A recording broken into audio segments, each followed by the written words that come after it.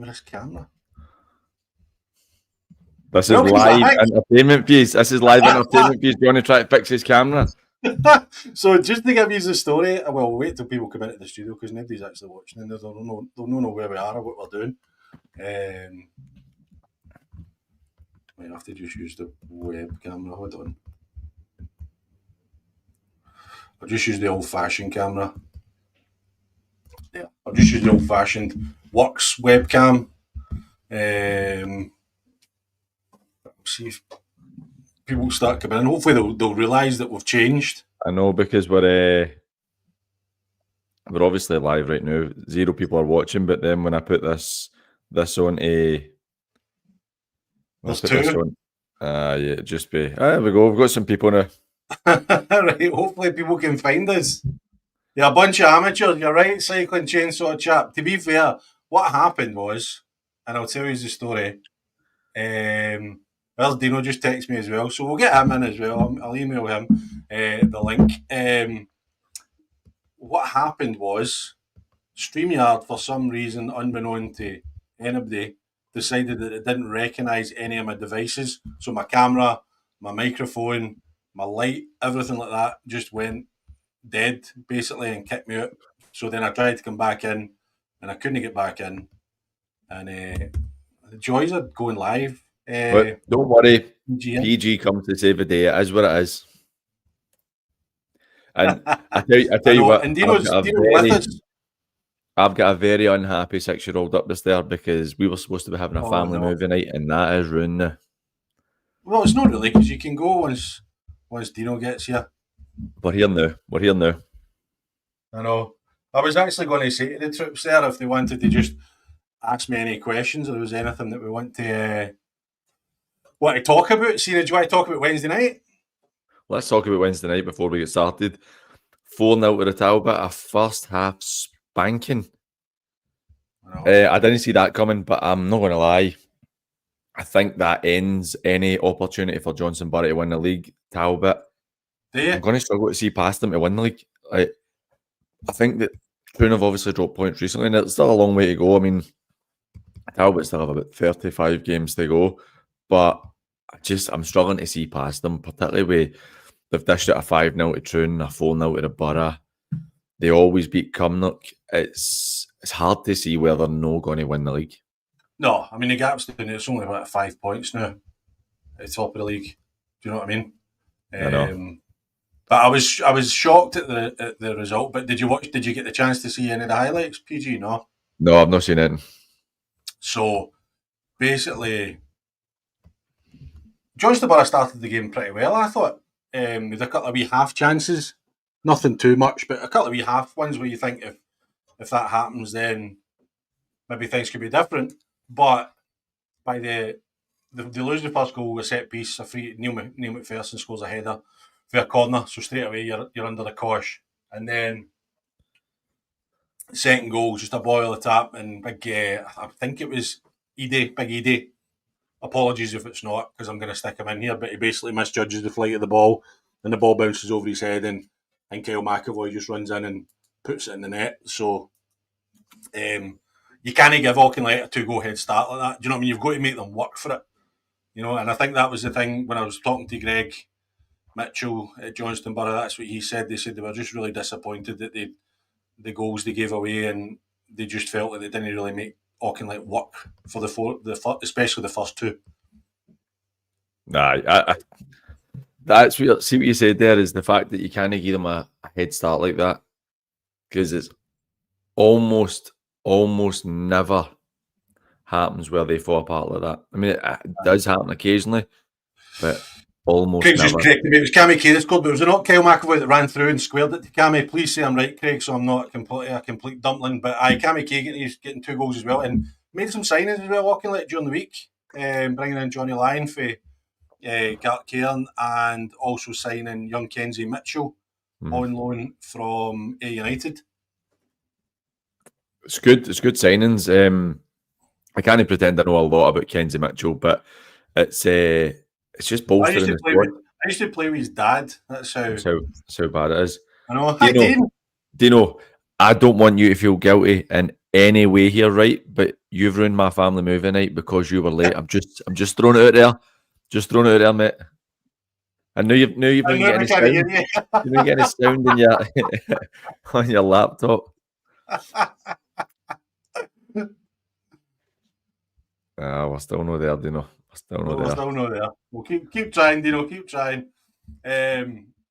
But so Kenzie, I played with Kenzie's dad at Troon. We'll just talk away, Dean, while you muck about your computer. And if we start to hear you at any point, then we'll get you in. I played with Kenzie's dad at Troon years and years and years ago, and I actually saw him on holiday, weirdly, in Benalmadena of all places. Do you know that way where you're looking across at a table at somebody and you're in the middle of nowhere and you think, I recognise that person. And it was Homer, his dad. So I think he's reasonably well thought of at United. He went on loan to, I think he was at East Stirling at the start of the season. But he was Auchinleck last year or the year before as well. So more reinforcements in the forward areas, PG. It's the thing I see for the title running, they're going to need it. There's going to be guys working, because they're going to have similar to Johnstone Burgh, going to have a lot of midweek games. And you know how difficult it is for guys to play on a Saturday, probably the night out on a Saturday, be working Monday, working the Tuesday, having to play the Tuesday night or the Wednesday night after working all week. That's when you start getting injuries and you get wee hammy pulls and stuff like that. So having that depth in their squad is massive for them.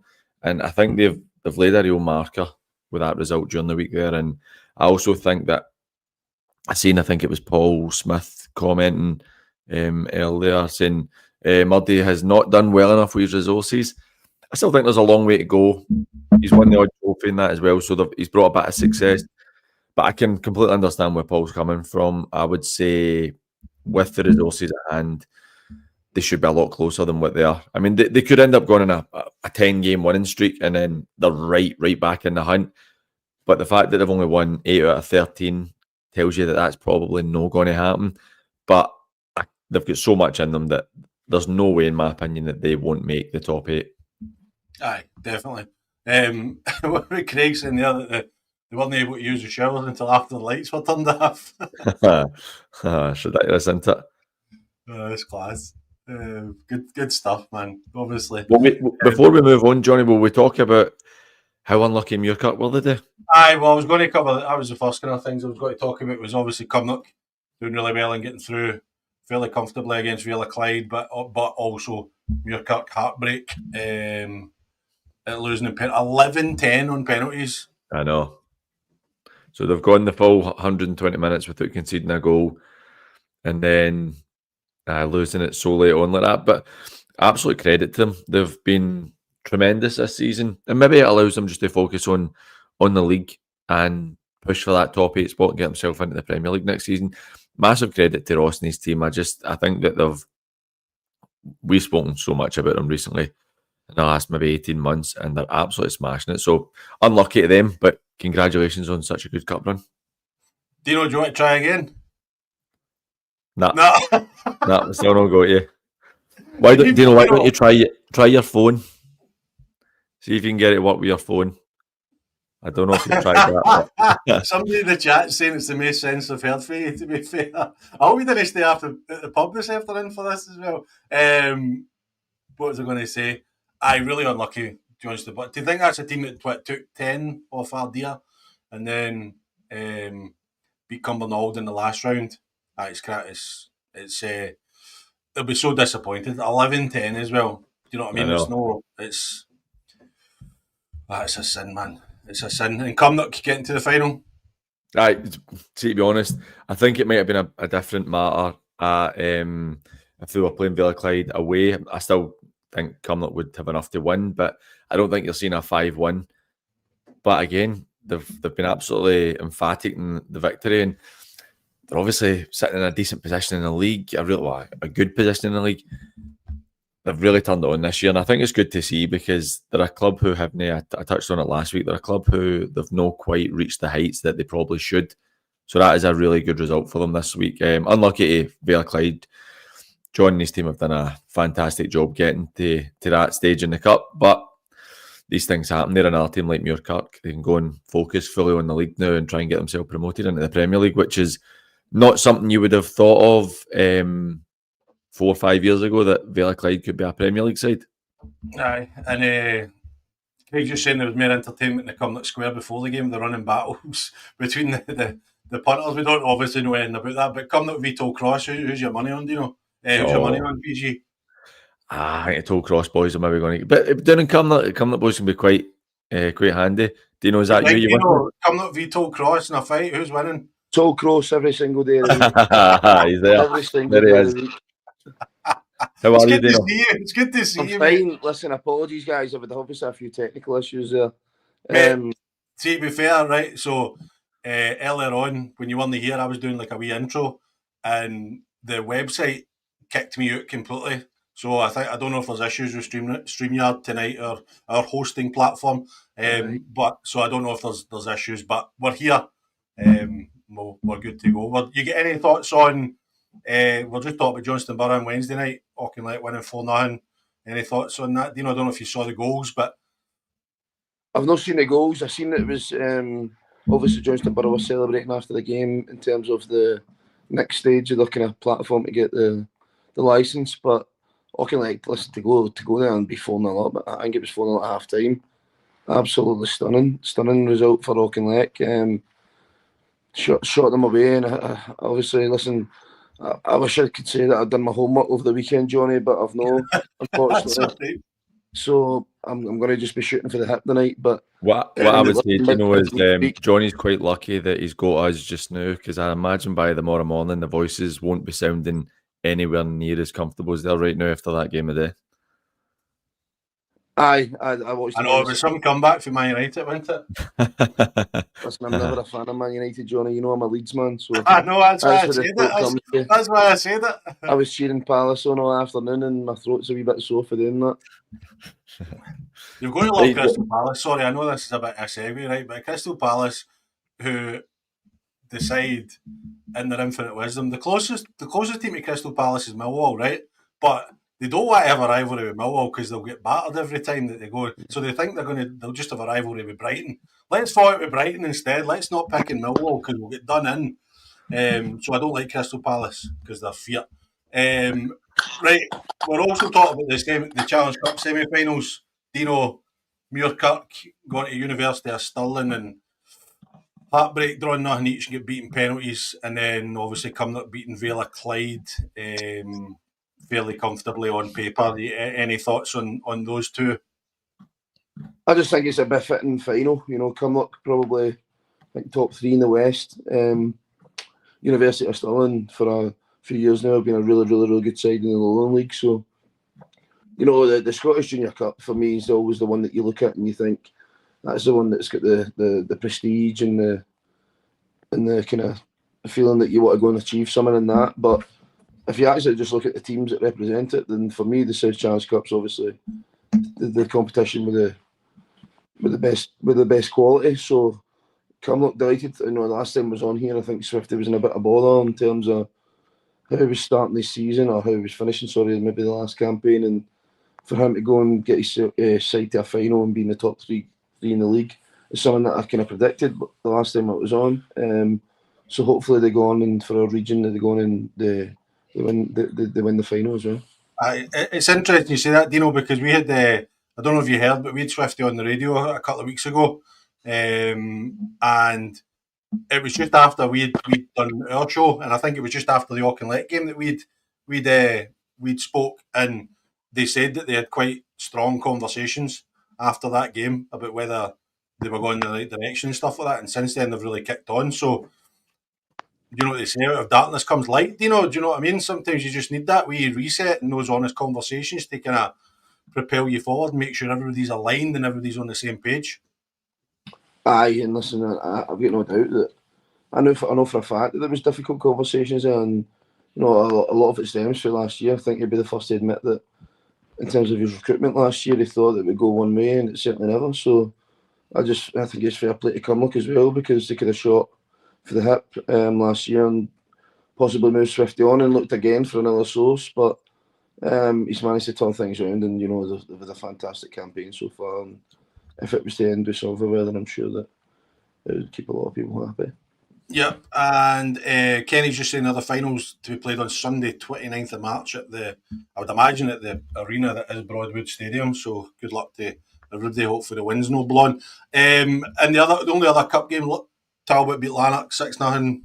Nothing really surprising about that. PG, nothing to. Nah, mate, in the West. That's just part of the course, really. I know Lanark are having a better spell in the league, and it's been good to see them picking up the late, but 6-0. I don't really think there's a great deal to add to that because Talbot are just really motoring just now. Yep. Okay, we'll get into the Premier League. Just to see a couple of people talking about the Troon game that got abandoned. So young Jack Barr. I don't know. Do you know him from your time at Troon? Do you know? I don't, Johnny. No, I don't. I seen that it was obviously an incident. So aye. So the game got abandoned. They thought it looked like quite a serious neck injury, I think, which is what they were concerned about. But he's been diagnosed with a concussion, and he's got a broken nose and stuff like that. But they just wanted to pay tribute to Darryl, the physio as well. Even the paramedics were saying how good a job he'd done stabilising him and stuff like that. And I think it's good that it's turned out not to be serious, PG. And I think I see Craig kind of tongue in cheek there saying game's been abandoned for a broken nose. But you nowadays, with the advances in medical knowledge, as soon as a head or a neck's involved, you really can't take any chances, can you? Nah, yeah. It's obviously disappointing for him to be hurt, and it's obviously disappointing for everybody that's there and the other players who want the game to go ahead. But when you step away from it, you've got to be safety first, and health comes first. And as long as he's all right, then hopefully be back playing the next few weeks with one of the Callum McGregor-esque mask noses on. Do you know how many concussions do you think you and I got in our careers that we never done anything about? I think I had one earlier on trying to go into the podcast, to be honest. I've had a few of them. I know, but I mean that's the thing. It's changed days. Do you know what I mean nowadays? And I think it's good that people have got more knowledge, and hopefully young Jack Barrett is okay and gets back playing right. The top three, as we said, Craig's just saying the game replayed Wednesday, the 11th of March. So another kind of Drumchapel doubleheader because they play them again this Saturday and then they play them Wednesday. And I think Troon were 2-0 up at the time, or 3-0 up. They were fairly comfortable. So it'll be interesting to see how that turns out. Top three weren't they playing in the league yesterday? Obviously, Pollock. We'll start with Pollock beating Johnstone Burgh. We spoke about Johnstone Burgh losing 4-0 to Auchinleck and then going to Pollock and getting beat 2-0. Maxie signed his new contract, which is good news, and Pollock doing it absolutely flying in terms of the form table. I think in the league, I know they get beat in the Scottish Cup off Buckinhaven, which kind of spurred that rogue committee member to question whether Maxie should get a new deal or no. But in the league, there's 7 games unbeaten, PG, so things going well at Newlands Field just now. They're absolutely flying just now, and massive credit to them. It's clearly taking quite a bit of time to get their ideas across, but it's working for them. I mean, they're sitting I know games wise they're not going to do it, and they're not going to compete to win the league. But as it stands, they're only 3 points behind the Talbot. And you look at, we obviously spoke about Hurlford. I don't know if that was during the week. Hurlford released a statement basically saying that they weren't getting their licence this year, and obviously Athley aren't going to have theirs. So you're looking potentially down to 10th place. And they are, as it stands, that's winning their 10th place. They're currently 8 points clear of that. And in the current form they're in, I could see Pollock winning at least 4 or 5 of their next 10 minimum.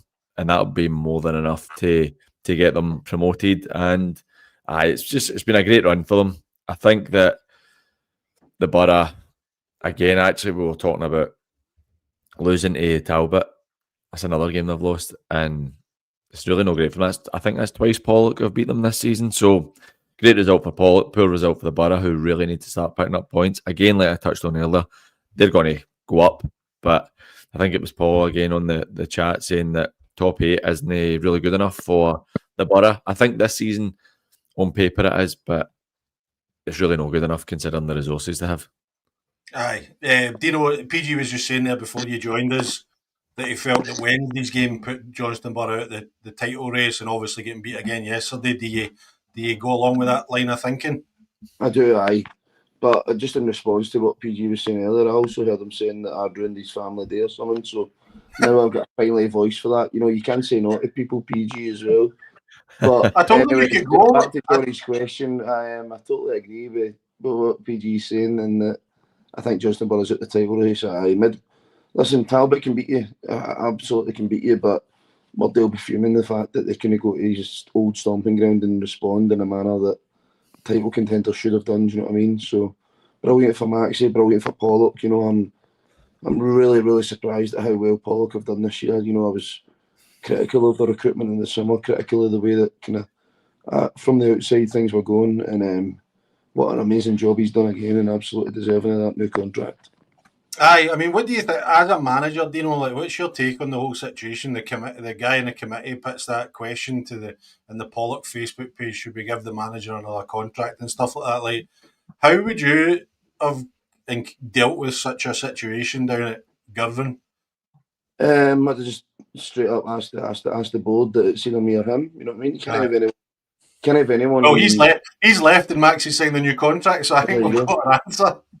But that's the way that I would deal with it, Johnny. For me, you know, we're all doing this. We're not doing this for to make ourselves better. We're all doing this for pats in the back. And if we're not doing it as a collective, then there's absolutely no way that you can be successful without everyone pushing in the same direction.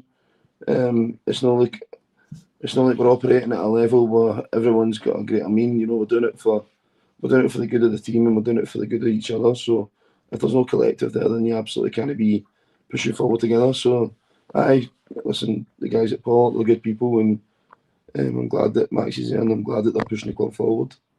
Yep, and you just to touch on when you said there about Hurlford beating Renfrew 3-0, and they'd obviously released that statement saying that they weren't going to get the licence. I don't know, PG, did you read the statement, Paul? I did read it. Can I give you my thoughts? Please do. So I was a bit puffed up with some of the wording on the statement, to be honest, because they kind of made it out as if they're having to spend money I think they said to maintain the level of football that they're at, but they don't. That's not really the case. They're spending this money to get promoted and go up a level. If they want to stay where they are, they don't have to spend anything. That's true.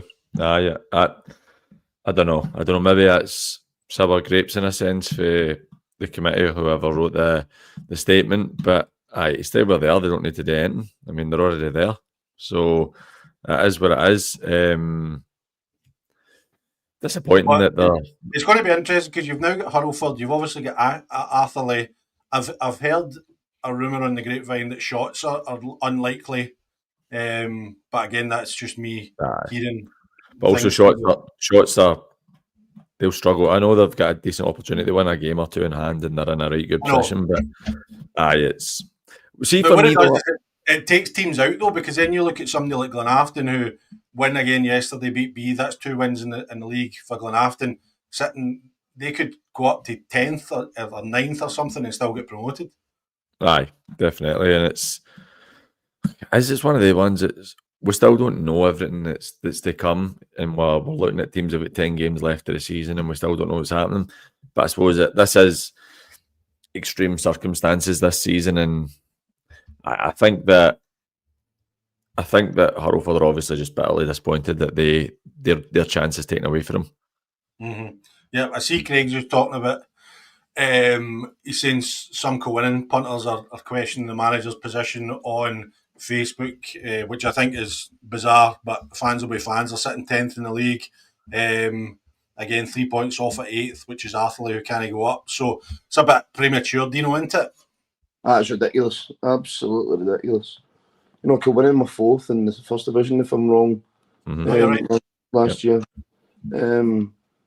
And Kev, the job that Kevin's done, and since he went in there, has been absolutely superb. To question him and his job is absolute madness. To be honest with you saying that, I think you're 100% right, where Kilwinning shouldn't even be in this league right now, based in normal circumstances, and then we're talking about Kev being removed because he might not be able to get them promoted to the next league after being in a league that he probably shouldn't have been in.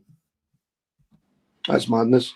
You know, and I know Kev, and it's not me sticking up for Kev because I know him, but if you look even from the outside, like the job that he's done there is incredible. to get them up last year, I think that it was brilliant in the end because they had a real strong finish to the year. Obviously, whatever happened in the summer's got them promoted. But they've kicked on from there, and for me, they've won a lot of games. And listen, that's just crazy talk for Kev to be removed. He's done a great job there with a good bunch of players. I mean, the fact you've got the three of the four promoted sides for last season, three of them are well in the hunt to get promoted again. It shows that the gulf maybe isn't quite as big between the bottom half of the Premier and the top half of the first. And I think you'll see that when the Medan, St Rochs and stuff come up next season. Yep, and just to kind of put a bow in the Premier League, Dino, keen to get your take on Chris Wilson for Dalry going up to St Cadoc's. I know St Cadoc's maybe not your favourite club in the world, but what's your thoughts on Chris going up there? I think he's deserved the opportunity, and it obviously came in at Dalry and he's done reasonably well at Dalry. And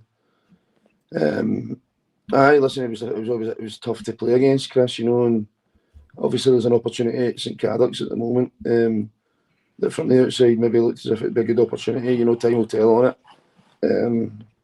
But listen, I hope that Chris does well. Chris is really shows real experience. And if he goes there and he continues the work that he's done at St Cadoc's, there's some good players at Dalry, and I'm sure he'll be trying to bring a few of them in the summer. But sorry, mate. From your point of view in the league, do you think that's good? Because I know they've kept continuity, bringing Stephen and Peter in, but do you think that's because they're right round about you in the league, aren't they? So maybe a wee bit of unrest will maybe be good for Girvan. Nah, I don't think that we just take part in. We've got 8 games left now. I think, and if we take care of what we're doing, then I don't look on the side from my perspective. But I'm pleased for Chris, and it's it's a different style of play from playing at Dalry on that pitch to going to an AstroTurf and playing on it. So it'll be interesting to see how his style of play can be implemented there. But I don't look at it from our side of things and look. And Dalry's a good side and they've got good players. I don't think that the management will make too much difference. Yep, and Craig's just saying we've got BV Johnstone Burgh on Tuesday and Talbot v Hurlford on Wednesday, so a couple of good games in the Premier League. So things really heating up. And at the First Division, Tony McInally getting in at Ardrossan gets off to a dream start. Dino beating Irvine Meadow on Friday night under the lights. I'm not surprised. I messaged him when he got the job with a couple of messages, and I'm absolutely delighted for him. Even in there, Irvine Meadow and Jamie's had an unbelievable season, how well they're doing. But when I seen the fixture was on Friday under the lights, I just thought to myself, there's something that Tony would do, and he's got a project there. I think that Ardrossan's obviously a really ambitious club. They've got the floodlights and they're trying to push forward, and I think it's a brilliant appointment. So I was pleased for him on the night. I like Jamie and I want me to do well. But I've got to be honest, I was pleased for Tony to get that win on Friday night. Aye, and for one of your former favourites, PD, Ewan McIver getting 2 goals. I don't know again if you've probably not seen them, but second one certainly a 20-yard screamer into the top corner. The goals don't move. He's clearly got a. I don't want to make his seed any bigger in case I bump into him because he stays on just on the road for me. So for me, never having seen him, it's a bit like some of the guys at Thrieve. But his goal scoring record really speaks for itself, and moving up levels seems to be managing. And that's the Meadow lost 2 and 18, and both of them are Ardrossan. So Ardrossan definitely have had their number this season. I think Ardrossan needed that one as well to put themselves in a really strong position to try and stay up, because we spoke about it previously. That First Division, you could be anybody down to potentially 12th place, could be sneaking into the top 8, maybe even 13th if the Bens can get themselves sorted. It's really interesting, but Dino's right way saying that the Friday night under the lights, and it could be like just Tony being Tony and getting a result, because he seems to did it Darvel last season, 2 seasons ago, and he's just a really experienced, good manager. So, great result for them. A blow for the Meda, gives the Rock a wee touch of hope and then a good result for them yesterday, 2-0 away to Whitlets. But I still think it's the Meadows League to lose. Oh, aye, definitely, 100%, 100%. I think it's like you said, it's more important probably for a Drawson just to get the 3 points. I think Ben Bob are still in it. PG, I mean, they got to Cumbernauld yesterday and beat them 2-0, which is a really good result for them. I think all the way down to Ben Bob still in my shout. It's and crazy, I don't have the man. league graphics. The West of Scotland Facebook page never put them up this week, so I've only got the scores. I don't have the leagues, but I think all the way down to Ben Bob, you could be looking at contention. I would say so as well. Do you know what's your view on Nacho Novo? Obviously, had a great start, then had a couple of defeats, and a really solid one against Nielsen yesterday, coming from behind. What a job he's done. You know what I mean? I can't say that I was hoping that would have been the case, but he's done an absolute brilliant job since he's went in there and straight away turned it around. You know, I think he had won 5 or 6 in the bounce, and you know, I remember Darvo under Michael. Unfortunately, were sitting down at the bottom, and I was listening to Michael's interviews after games and thinking, you know, I don't know where this is going to go for them, but Nacho went in there and he's done an absolute brilliant job. And as you said, you know, I think they got a tough defeat maybe a fortnight ago, and they've responded straight away by winning again. So, listen, he can be pleased with the work that he's done there, and certainly he seems to have galvanised the whole kind of community, and they seem to be behind the team again, which is going to be pretty strong going forward. Yep, and Kilbirnie now, that's three wins in the league on the bounce for them, moving them up to 7th in the league, I think. So, yep. Going in the right direction for them. I think, as we spoke about, I think last week, PG, you and I spoke about Colin just taking some time to get it right, but it seems to be working now, and that's another really good result for them because Rob Roy have been flying. Well, we're touching on Tony, and I'm not saying Colin's got Tony's level of experience, but you're talking about a manager in Colin who does have a decent bit of experience at the level and has been relatively successful at the level. He's finally looking like he's getting the team going the way he wants to go. I mean, that is, apart from a shock defeat to Whitlets, 1, 2, 3, 4, 5. They've only lost 1 in the last 5. That's form that will definitely get you promoted if you can continue it. So it's a really impressive win for them. I had a look at that yesterday as the scores were coming in, particularly with Rob Roy, who could have been sitting joint second if they'd won that game. So it was a good result. Mm-hmm. Yep, and the other results, Thornleywood drawing 4 each. Gartcairn pick up their first point probably since Darren Barr and Ryan McStay left, drawing 4 each way. Thornleywood, again, probably disappointing for Thornleywood, moving down to 11th. And as we spoke about, St Roch's beating Whitlets fairly straightforward, 2-0 win for St Roch's. So not really anything else you want to talk about there, PG? Do you know? I was actually quite interested with the Thornleywood one. That was 10 defeats in a row they had, and then obviously getting that yesterday. I think that's well done. Gartcairn were in front, and then Thornleywood got themselves ahead, and Gartcairn pulled it back late on. See, for me, I think that Adam is going to be bitterly disappointed because on paper that was a gimme, one that you really should have been looking. And I don't mean any disrespect to Gartcairn saying that, but when you've lost 10 in the bounce, you do think that's a gimme before the game, and they'll be really disappointed because that's them now sitting 5 off the pace in the top 8, whereas it could have been 3 with a game in hand, and you're really still in it. I'm not saying they're out yet, but that's a bitter pill to swallow. Sorry, I should say. Even just getting the draw. No, definitely. And do you know what? But your old gaffer, Brian Reid, well, it's not really working for him right now, is it? No, it's not. But listen, you're only as good as the players that you've got, and I think if you look at the full season, the players that they've got aren't good enough. You know, letting the team down. Didn't think they recruited well in the summer under Noddy and Lovey. I thought they were a bit top heavy in terms of the signings that they played. They made. I don't think defensively they're very good. Goalkeeper, I think that right through the span of their team, they're not strong enough, and I think that's shown in games. A bit of softness there, if I'm being honest, for the outside. So I think that going into the summer, you know, I think that they need to just write this season off. They're not going to get promoted.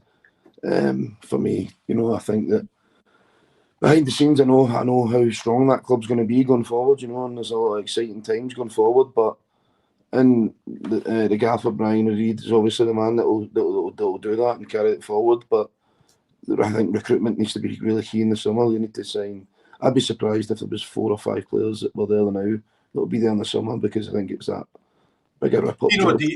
Do you think Brian, and I mean this the most respectful way possible, but do you think Brian is up for another season in the First Division? Oh, I do. I do. No, and that's fine. That's great. Do you know what I mean? But you're just thinking, has he came in here? The squad on paper is no bad. He's got a chance of getting into the top 8. That chance is now gone. He's going to be looking at the First Division next year, which is going to be difficult with top 3 going up. So, is he up for another season in the First Division? Is probably where I'm thinking.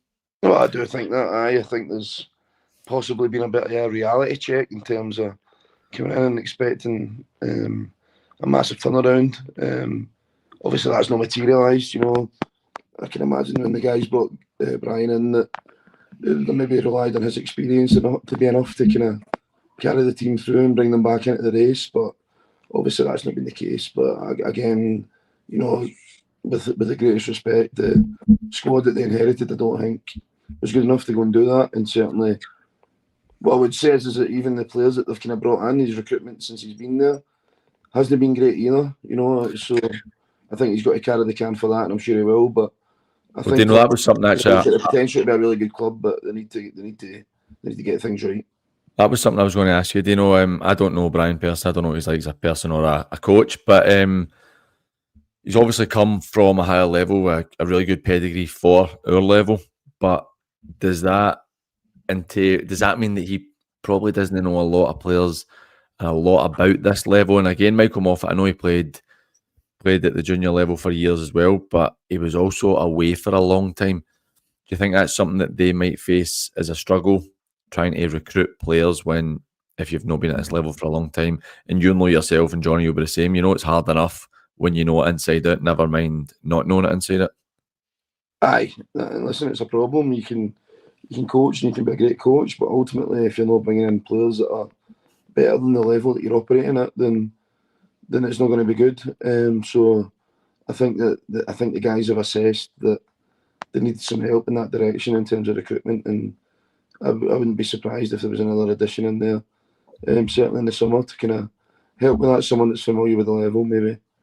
And I think that for me, there's real potential at that club. I know the ambition that the guys off the pitch have got, and everything is right. But they've got to get their recruitment right in the summer. And I know that they will. Mm-hmm. Yeah, Cycling Chainsaw Chap's just asking the question there about having contacts higher up the levels for loan moves to get playing time. I always find, I don't know what you guys, I'll let you guys come in a minute, but I don't like that model for this level. I think if boys are at A United or Killie and getting sent to a First Division West of Scotland team, then they can't be very good, to be perfectly honest with you, because if you're at Killie, you should be getting sent to League 1, League 2, something like that. You know what I mean? And if you're at Ayr, you should be the same, probably League 2, Lowland League maybe, but not the First Division in the West of Scotland. PG, what's your thoughts? 100% agree. We've seen it many times before as well. The amount of teams that have come in, they've had a bit of money to splash, they spend it on guys from the lower end of League 1 and League 2, and it doesn't work out very often for them. It works out occasionally, but not very often. And I think that people don't realise how difficult West of Scotland football is, or previously junior football is. And I think it can be a wee bit of almost a culture shock. So I don't think that works. But I understand what Cycling Chainsaw Chap's saying, but I don't think it's quite that simple. Do you know? I disagree with you both, to be honest. You're a manager, so that's fine. I can only speak for myself, and I had two kids that are coming up in the summer, 16 and 17, like 16-year-old goalie who's played every week for me, and a 17-year-old winger forward who's played most games. And the two of them have been amazing. And what I've found with the both of them is that, obviously they're there to win games, we all want to win games, but being able to play a small part in the guys' future, to have them in, and Kilmarnock have been absolutely amazing. I think they've got they've got so many young players that are out on loan and they still get to play with Kilmarnock, and the setup's been Paul DiGiacomo was absolutely instrumental in a lot of the stuff there. But Aaron Murder, you know, I can't get anybody out of United. You know, you'd have thought ex-player in that, you'd have thought maybe you'd get a wee bit of favouritism there, but I think the United Academy and the United first team are not even affiliated.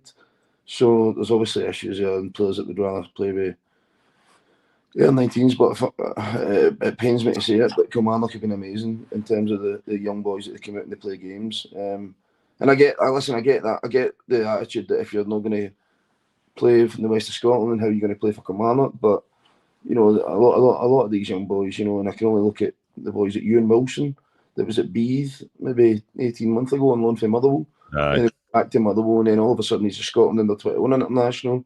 So I think for me, I would encourage any of these young lads that are in academies to get out and play games. Aye, no, fair dues. Dino will get into the second division.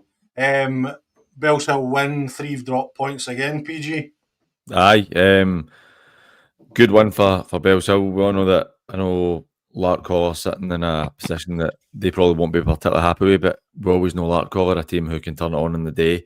So Bellshill to go and get a win there is a good one for them. Threave, I'd be a bit disappointed. I know Cambuslang are starting to pick up, but I'd be a wee bit disappointed if I was Threave. That's probably too many points they've dropped in the last 6 weeks.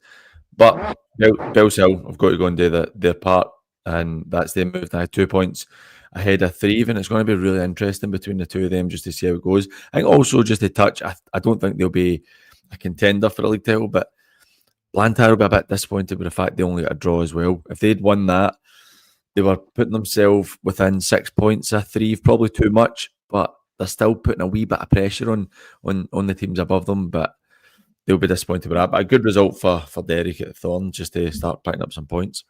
Aye, unbeaten in 7, Blantyre. Sorry, I should have said, just to put a bow in the first division, that Rob Roy play Petershill on Wednesday night and Darvel play Vela Clyde as well. So there you go, if you're looking for a game to go along to. Aye, Threave, it's 5 draws now for Threave, and looking at the league table, I don't know about you, Dino, but I'd kind of said that I think Cambuslang are a team to watch that could maybe power up that league. They seem to have found a wee bit of form under Paul. Aye, listen, it's a place that you wouldn't want to go and visit as an opposition player. Paul's what a man. Firstly, he's been amazing, and he was brilliant with me when I was a player. And what a job he's still doing there, you know. And I think that they'll put a real good run towards the end of the year to be right in the mix. But Threave played against them last year, and I'm not surprised at how well they were doing. But Danny will be looking to kick on again at the end of the season and try and finish in that top spot. Yep. Lesmehago beat 4-1, but a bit of a surprise. Ashfield beating Greenock 3-1, PG. 3 in the bounce for them. They've Peter Hill seems to be finally getting his way across by the looks of it. It's a really good result for them, and they're starting to put a bit of distance between themselves and the teams below them. So great result for them. I'm pleased to see it because I know Maxie well for Dak being there, and it was a really good result for them. I think Greenock will be bitterly disappointed because Flemy's not going to want Greenock dropping into that kind of danger position where they might not get promoted. We've said that a few times as well, though, on Greenock. Teams like them, it might not be the worst thing in the world not getting promoted because they would be contenders to try and win that league next season if they don't go up. But on Ashfield, really, really good result for them. So well done to Ashfield. Yeah, and Craig's just saying what a turnaround for Maybole since I started taking the training. Beating Kilsyth Athletic 3-0. Do you know what's your thoughts on the goings on at Maybole? Firstly, before I go into Maybole, I'm just baffled at PG thinking that it might be bad for Greenock. It might be good for Greenock not to go up this year to try and get a chance of winning the league next year. Surely that's just better getting up this year. But no, I think you're misunderstanding how I'm meaning it. They will obviously want to go up, but in the long term, if they don't go up, it's a league that they should be trying to go and win. So it might end up not being the worst thing in the world. But obviously, Greenock will be looking for promotion this season. They'll better just get up this year. So PG, hold on a minute. We need to iron this out, right? So PG, you're telling me that Gary Fleming will be all right if he doesn't go up this season if he opens his betting app and sees that they're favourites for the league next year? No, I don't think I even remotely said that, Johnny. Sounds to me like what you said. That's because you're not listening then. Because what I'm saying is, Greenock. Come on, give an explanation. Come on, please. Right, I'll give it again. Right.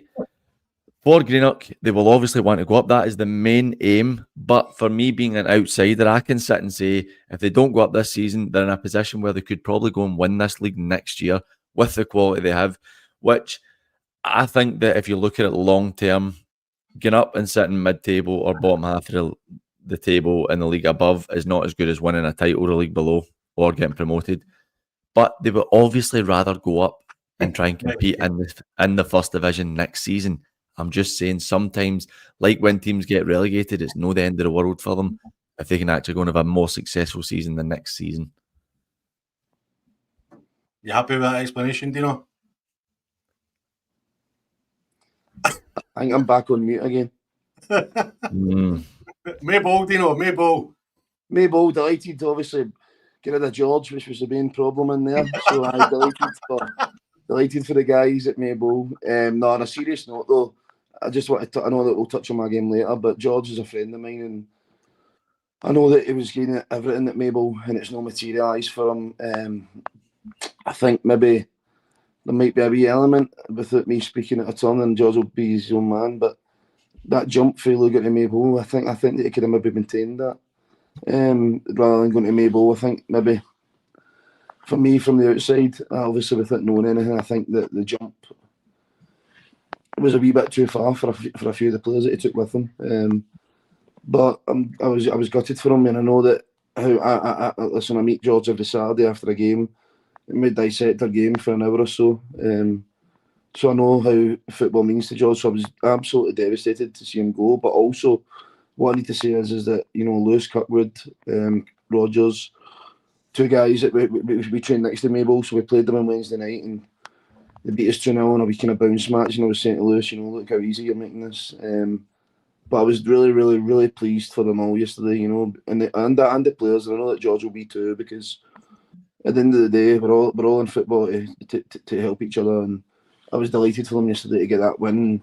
But in terms of their next appointment, I've heard a couple of rumours over the weekend that maybe a bit of an exclusive here, but Noddy and Robert Love are interested in the job again, which I'm surprised at because I know that they left under unceremonious ways to go to Whitlets previously. So I'd be surprised if they end up involved in the job. But for me, it's a good job. It's an appealing job. There's a supporting committee there, so I'd be interested to see who's going in there next. Aye, I've heard that as well. So I hadn't. I mean, you're up in posh areas in Glasgow, though. We're down we're at the coalface down here in the Ayrshire, aren't we, Dino? So, but it's interesting what you say there about the players, Dino, and it's funny because I remember having that conversation with George when you looked at the squad. A lot of the boys that came from the third division or below, and I kind of said that it's we're almost like a promoted team coming up into the league this year rather than a relegated team coming down for the league above. But it's just the way it's kind of panned out. But good win for them yesterday, PG. Aye, it was a good win for them. Similar to, I feel a bit sad that it wasn't for you guys, that you weren't going to be able to make it work. But it is one of the ones. Coolside Athletic, though, they're having a really tough time at just now. I just don't think that they've obviously not been able to recover from losing Bailey and losing a large chunk of the team. I'm just looking at it right now. The last time they won was against Coolside Athletic, Coolside Rangers, which was obviously a big win for them, on the 20th of December. So it's been quite a spell without a win for them, and that continues. Yeah, and Craig just saying as well, he said Noddy's got the job at Mayball, so we'll see what pans out there. Okay, into the third division. Dino, that was a great result for you. It's down to 10 men. When I saw you went down to 10 men, we were covering it for the Now Ayrshire Radio this weekend. So we'd heard that you went down to 10 men and when it was 0-0. So to power through and win the game 2-0, you must be really pleased. I was, Johnny, high, and Aye, obviously we started the game really poorly. Credit to Luga, they had a good result and in decent form, and they started the game really brightly. Because there's a few problems with their direct play, and we couldn't get to grips with it. And I need to take kind of criticism as well for the red card, because their striker was giving my centre halves a bit of doing, and I was getting on at my centre halves to be a bit more aggressive and a bit more on the front foot, and then my right centre back, he goes in for a tackle, and there's a willingness to win the ball there, but it's a poor tackle, and absolutely deservedly of a red card. But after that, it wasn't great, and then obviously I get involved in stuff myself, unfortunately, on the touchline.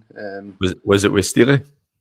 It was, mate. Aye, and I'll be honest with you, I didn't like the way that.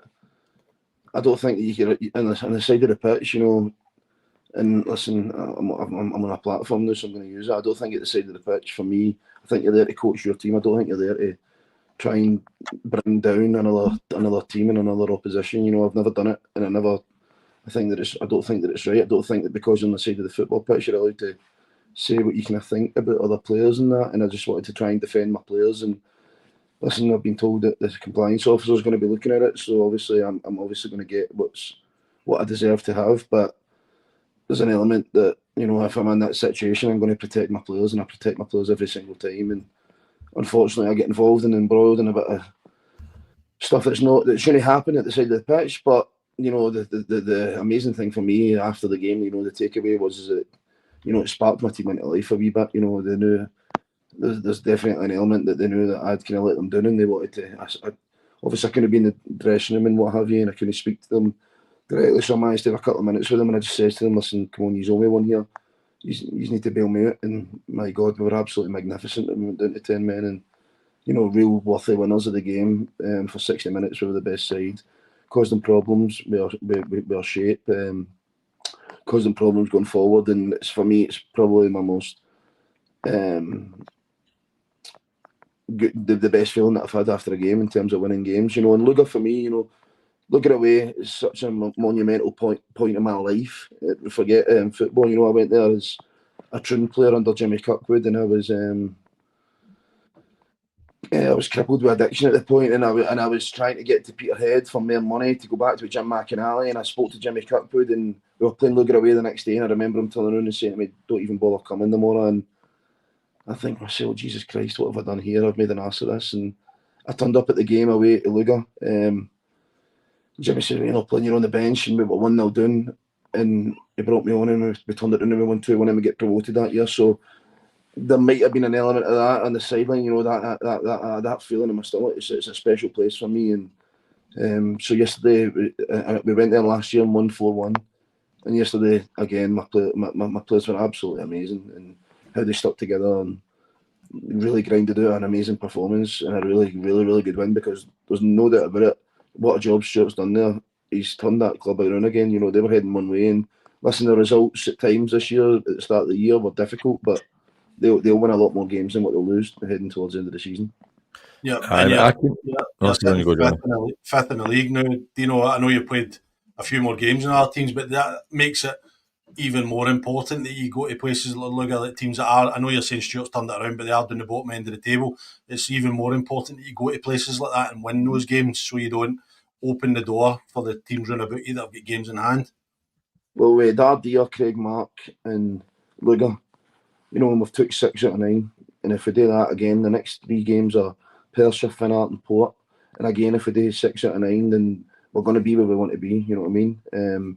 But you're right, Johnny. We've no margin for error. We've played more games than everyone in every single game. It's all right talking the talk when we've talked the talk all year about where we want to be, but the results are what matter now. So to get the result, and it was absolutely deserved result. And so to get the result yesterday was really, really important. See, to be fair, Dino, like you touched on it, Luga's a hard place to go. We went down there with Yoker before Christmas, and it was a really tough game. They gave us a much improved side, but I'm looking at the league table just now.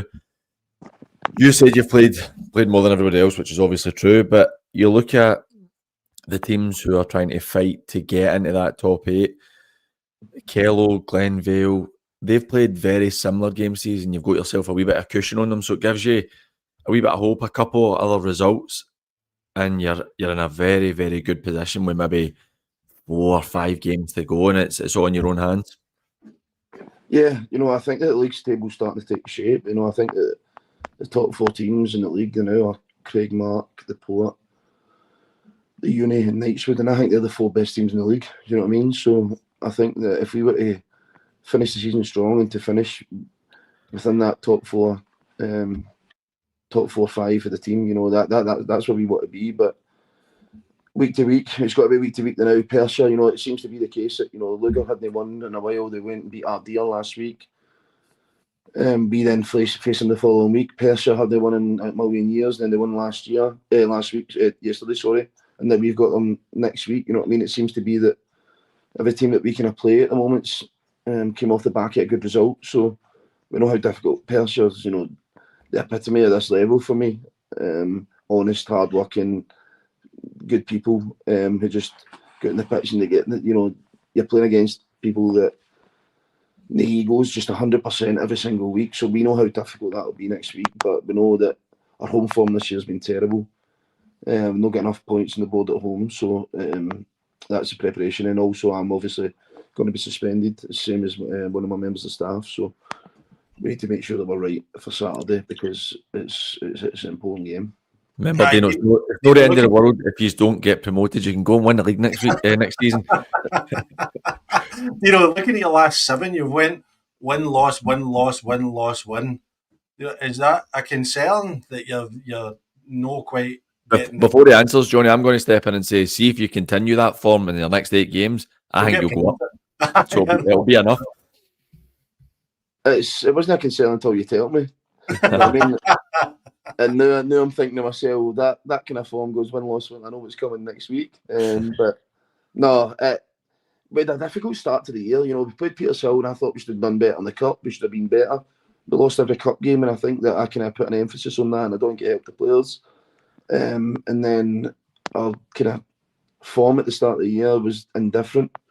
We've had problems scoring goals all year, and and we've kind of tried to change things, and it's not really materialised. We went from having the best defensive record in the league to then having a couple of defenders back and looking less solid at the back. You know what I mean? So we've worked on stuff, and listen, the only consistent thing I can tell you about us is that we're inconsistent, and that's definitely been the case all year. Yep, and PG Dino was just touching on Glasgow Persia there, beating Ardea 3-1. 4 losses in the bounce in the league for Ardea for the promotion hopes, but good result for Persia. Great result for Persia, considering they're off the back of a couple of absolute doons. What was it? 9-0 last week. 9-0 last week, 6-1 with Yoker, the tight one with Kello, then 5-0 with the Uni. They've not had a good spell yet, but I'd said last week I actually felt they were better than the results had shown. Ardea, on the other hand, Sean, I've not watched his interview. I know he's normally pretty honest in his interviews, but Sean, I'm just saying they're not in a good place at the minute. Yeah. It's an absolute kick in the teeth for them, that run of form, because I know that 2 months ago, Ardea would have been in their dressing room saying to each other, by the way, we've got a chance of maybe winning this league, and it's completely capitulated for them in a period of time. But there still should be enough quality for Ardea to go and pick up enough wins to try and keep themselves in the hunt, because it is very tight. You can see all the teams that are about them. Everybody's kind of at the stage where nobody's really won more than half their games. So you're talking to Dino there about win, loss. Everybody about them seems to be in a very similar position. So there's still chances for them to stay up, but they do need to stop the rot just now. Mm-hmm. Yep, and Craigmark go to Yoker. PG, I was. Oh no, you're not at Yoker anymore, right? I'm not at Yoker anymore, sadly. You binned it already. There was. It wasn't the right fit. Actually, I loved it there. I apparently just wasn't the right fit. But that's fine. These things it's happened to me many times in my career. So it was disappointed to be away, but a really good group of boys. And as I'm talking about Ardea, we're hoping to go and do something couple of weeks ago at Yoka, we were thinking we're in a real shout. If it was a big if, but if you could get a couple of good results against the Port and Craig Mark, you're putting yourself in the hunt that you're going to maybe try and push as close as you can to even winning the league. But that's well and truly gone now with the last 2 weeks losing. But you're playing, in my opinion, the best two teams in the league, and you get punished for mistakes against teams who are the best teams in the league. So Craig Mark are, as much as now I want the Port to win the league, Craig Mark are one of my former clubs as well, and the turnaround there in the last 7-8 months has been incredible, and it's really good to see. And it's hard to see past them at the moment. I mean, 2 games in hand against the Port and they're a point clear, so it's really hard to see past them. And I think going and win it, they've more than deserved it. Do you know Craig Mark or the Port? The Port. Good on you, Dino. Have you got any reasons why? No, listen, I know who I want. I want Craig Mark to win the league. I want it to be an Ayrshire winner. I just think that the Ports just get under Tam and the guys there. I just think that the Astro and the football that they play and the experience of the boys from Morton, McWaters and what have you, I just think that I think they could win out. I think they could win every game. The guys at Craig Mark, what a job they've done there since PG was obviously in there. I kept them up, mate. Don't you worry about that. They've done amazing since they've took the job. You know what I mean? And last year they suffered. And by the way, they suffered last year. They were losing every game last year, but they've managed to turn that mindset for being a team that get battered every week last year to then going in to be title challengers. They deserve huge credit. And I hope for Ayrshire that they go on and win the league. You know, it'll be tight. I think Knightswood for me is the best team in the league. I think that, you know, you talked about Persia getting done 9-0 up there. We get done 3-0, but it felt like a 10-0. They were absolutely outstanding the way that they were coached and played against us. And I think that they've still, for me, you know, I think they also could win it. So, listen, and that's the beauty of this 8 up, 8 down, you know, 8 up and 8 stay, because I said it when I was on the last time, Johnny, that every single team in the region's got a chance of promotion and they all feel it. And I think that's our league kind of epitomises that. Aye, no, definitely. We've spoken on here ad nauseum about the third division and how competitive it is, which is great. And then just for those of you that's maybe listening, Glasgow Uni beat St Ants 8-0, and Knightswood, aforementioned, go to Fanart and beat them 4-1. Right, okay, into the fourth division, just to kind of wrap things up. The YM take care of Campbellton. By the way, we need to talk about Kevin Deaney. Dino, we need to talk about Kevin Deaney. West of Scotland Football League. That's 2 0-0 draws back-to-back weeks. We played them in a friendly a couple of Fridays ago. 0-0. It was about. I think they beat us 2-1, but it was a junior select. I think Kev was struggling for players, so he put in a few. But I'm delighted for him. That obviously you only win games and you only win promotions by keeping clean sheets. And I love 0-0s. The last time I was on here, we drew 0-0 and you hammered me, but I absolutely adore 0-0s. If I could draw every game 0-0, I'd be the happiest manager in the league, in the region. Listen, when I was coaching and I was playing, I love 0-0s, but now I'm on the media side. They're a bane of my life. But 0-0, you know, I think Irvine Vix, was it Irvine Vix 0-0? Yep. So they had 2 teams that he was expected goals there. But no, I'm a big fan of 0-0s, so the more 0-0s in the region, the better for me. It's not good for me and my average goals at the end of the show, to be fair. But last time they played, they actually, I think England beat them 4-3. So they went from 4-3 to 0-0. So which is no good enough. PG, isn't it? No, it isn't good enough. I'm actually looking at the East Kilbride YM result, and I took a wee bit of stick last week on the comments because of my comments about Campbelltown. But it's an 8-0 defeat for them again, another really tough one. Massive result in the league though for me. West Park beating East Kilbride Thistle. That's a huge one. West Park really putting themselves in a position that they could go and win it. The YM are doing really well, and I think as it stands right now, they're maybe putting themselves in a position where with games in hand they could be favourites to win it. but that's a hugely impressive result for West Park, and it's good to see because they're a team who, when they had Kendo in there, they did really well, got themselves promoted, then Kendo left, and it kind of fell apart because most of the players weren't there. So it's good to see them kind of turning it back around. Aye. Dino Kaluk beat St Peter's 6-3, which is more like it. That's more like what we're talking about. But we obviously, Kenny, good friend of the show, they'd had a sticky start, then they were on a wee bit of a run, and now they've went on another wee bit of a sticky run. I think that's 3 defeats on the bounce in the league for them. They'll be really disappointed if they lose out in that top 8 at St Peter's. Aye, they will be, Kenny's passionate, absolutely passionate. I never obviously seen the show last week, unfortunately, but I don't know what PG said about Campbelltown, but for me, it's just absolutely pointless in being in the league. They're not going to contribute anything. They just get beat every week. They're never going to have a ceiling that they can go and achieve anything, so it's pointless and it's an absolute camel trick test. So if that backs up what he says last week, then I'll take the criticism. I said it probably a bit more diplomatically than that, to be honest with you, but yeah, I would never, see, to be honest, I know it does seem like a cop-out on my part. I would never want to sit and say teams shouldn't have been a set-up, right? Because they've done what they've had today to get into the set-up, and it's not on them, and they've got a great kind of community base there. But that is, I think, if I remember correctly, if I'm adding this week's result on, in 90 league games in the set-up, they've won 14. So it's really tough.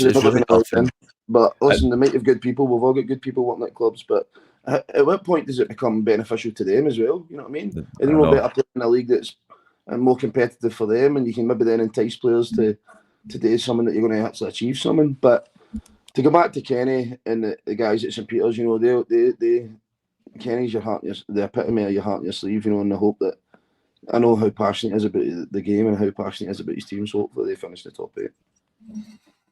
Yep, and it's but that was pretty much what PG said, but no one not quite as bluntly as that. No, but that's fine. That's what we want. That's what we're here for. Anything else jump out at you, PG, and the result? I think the results are all pretty as we would probably expected. To be fair, wasn't really much talking points in the 4th division. Like you said, it's heating up at the top. West Park, EKYM, Vela leaving. I think Vela leaving scored last kick of the ball to win that game against Wishaw. Wishaw are improving, but it's good for Vela leaving just to get the win.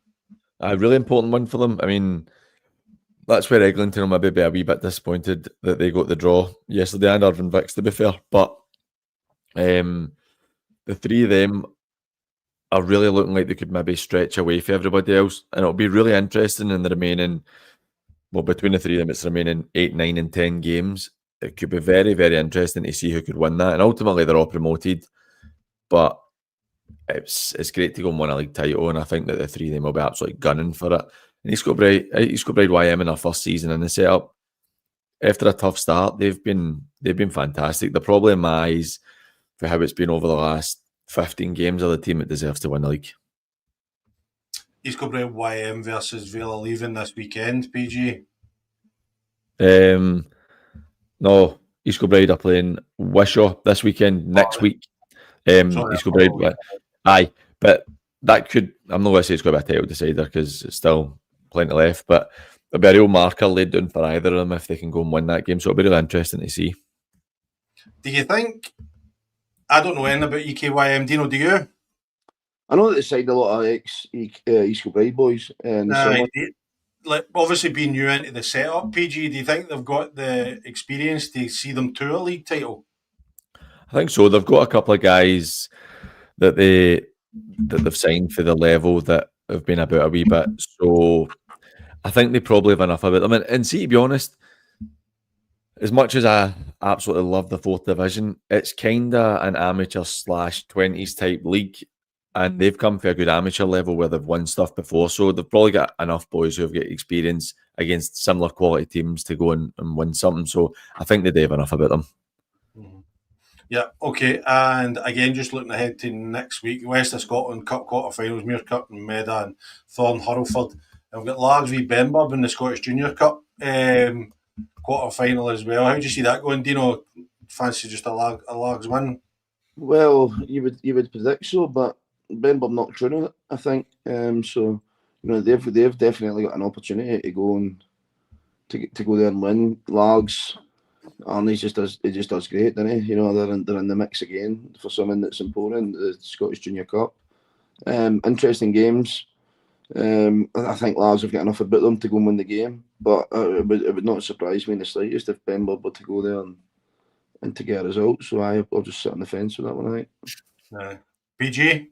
I'm Wade, in the sentiment he's saying that Largs, if they turn up, Largs will win the game. But in the cup, Ben's, as Dino said, have already put through it, so there's clearly something there that I've got about them. But if I had to bet on it, I would go with Largs. So sorry, Arnie, that means that Benbourne are going to beat us. And Wednesday, Talbot v Hurlford. You see a Auchinleck win there, Dino? Aye, comfy win as well. I just think that Talbot, I've watched them a couple of times and they're up there with Troon, but for me, it's the strongest Talbot side I've seen in a long time, and I think they've recruited well recently as well. They've managed to get another couple of players in the door. So Darren's done an amazing job at Hurlford with the budget restraints that they've got, and how he's managed to continue to get results is just brilliant. But I think on Wednesday, it'll be a comfortable win for Talbot. Do you know the thing with me? I think I saw they've got big Scott Robertson, I think, playing for them as well up at Hurlford. Hendo just pulls these things out of thin air sometimes, doesn't he?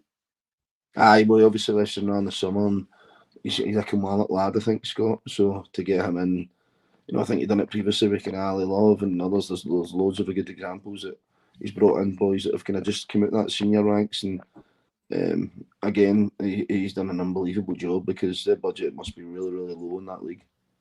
Yeah, and Craig's just saying that one of his tenants plays with you, Dino. Max, I don't know, Craig's maybe a nightmare landlord or something like that, but somebody called Max. Somebody called Max play with you, Dino? No? Max McMurdo, aye, he's quality, what a player he is. He's we got him last year. He was at Rangers as a kid, and then he was at Whitlets, and we managed to get him last year. And he was just at 20s football, and the physicality of the games was too much. And in the summer, he never played really at all last year. And in the summer, we kind of said to him we want him to stay, and he's like, well, maybe go back to 20s, but he's toughed it out, and he's been injured actually the last couple of weeks, and we've missed him. But what a fantastic footballer he is. A lefty, centre midfield, cultured, really, really good football IQ. But he's an amazing young guy as well. So Can he beat lefties? You can't beat lefties. Speaking of lefties, Jack Campbell just saying he just tuned in late, but the difference in Pollock since Monty came back is frightening. We've man of the match since first five, and they're on some run. It's been a great bit of business, PG, into it with Maxie getting Monty in. It's funny, I saw Monty at the drum and he really looked out of sorts. I know he's getting on a wee bit, but he's obviously been a quality player at this level for so many years. Maybe it just suits him better. Paul he was there previously, had a really successful time there. Maybe it's just somewhere he feels comfortable, and the way they're playing accommodates him better than it did at Drumchapel. But he's made a big difference since coming back there, so it's good to see from him.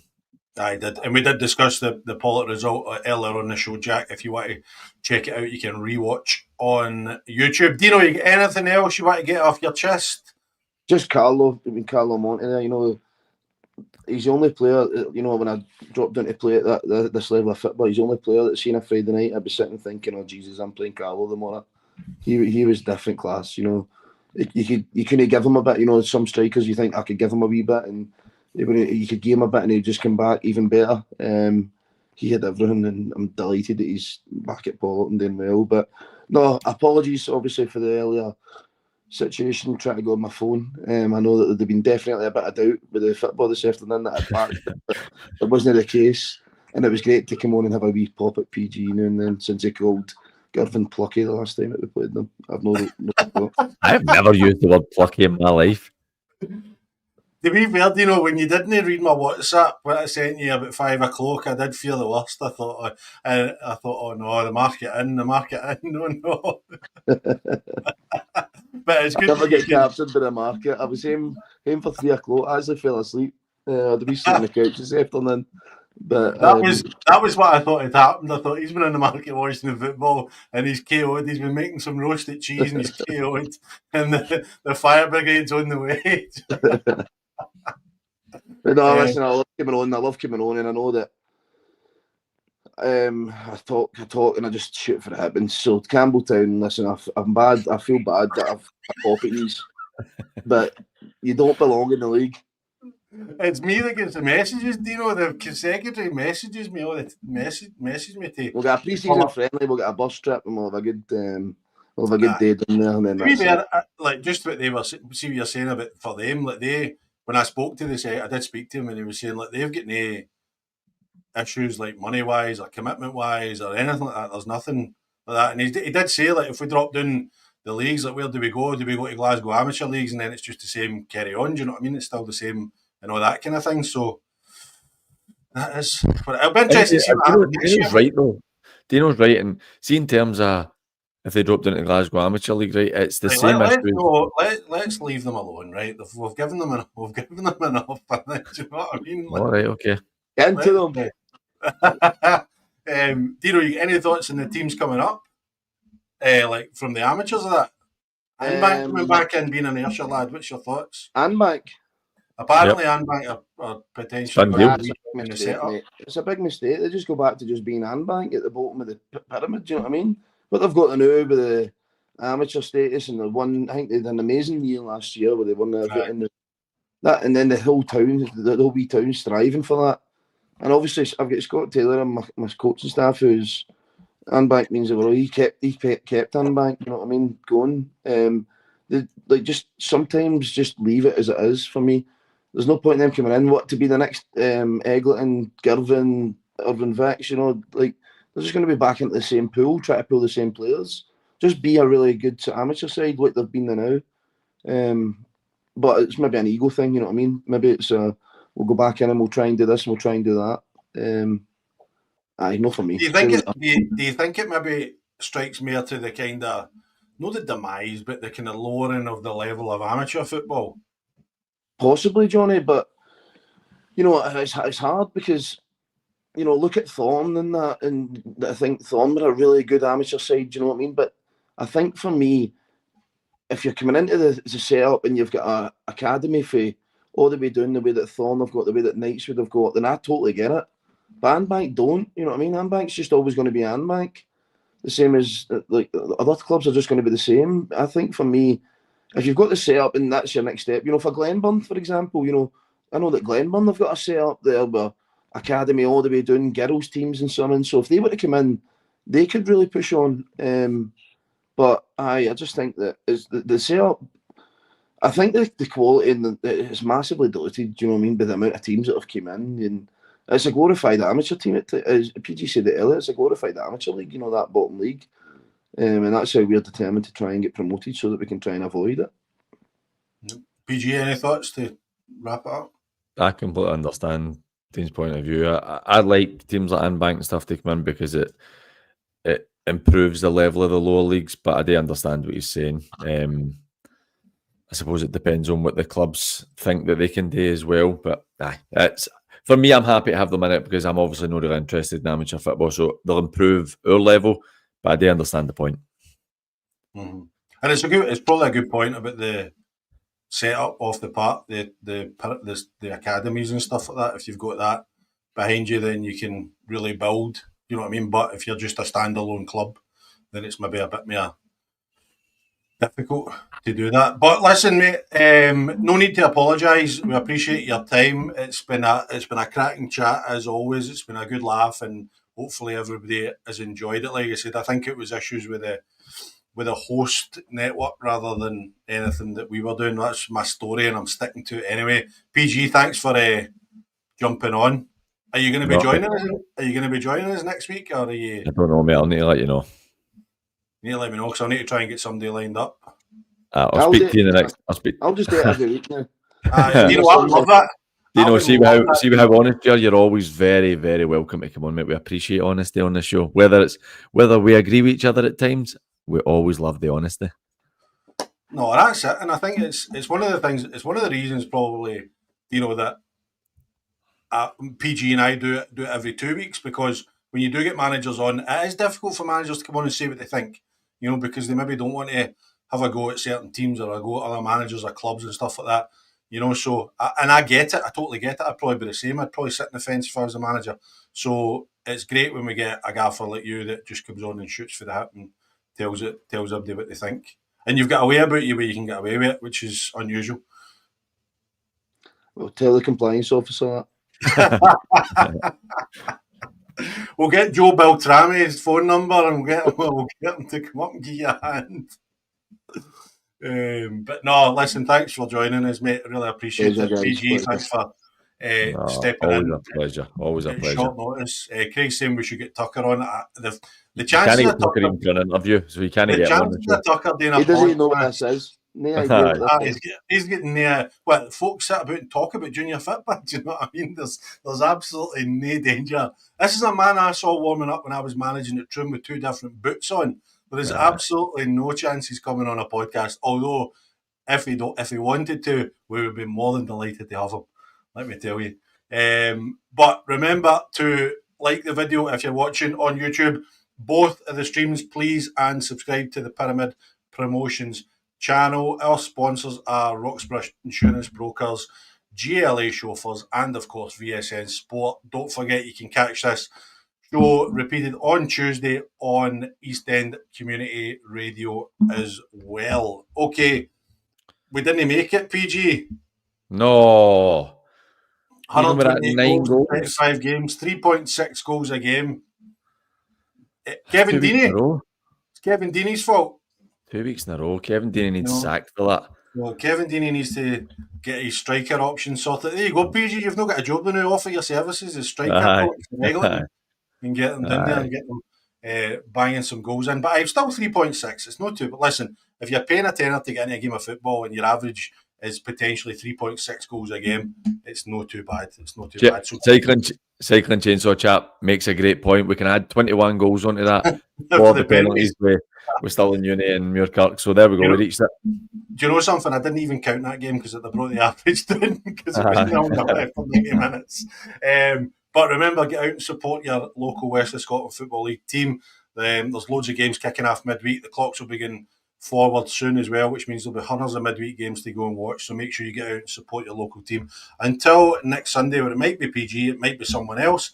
I've been Johnny Bailey. He's been Dean Keenan. He's been PG. Take care of yourselves and each other. Cheers. Cheers.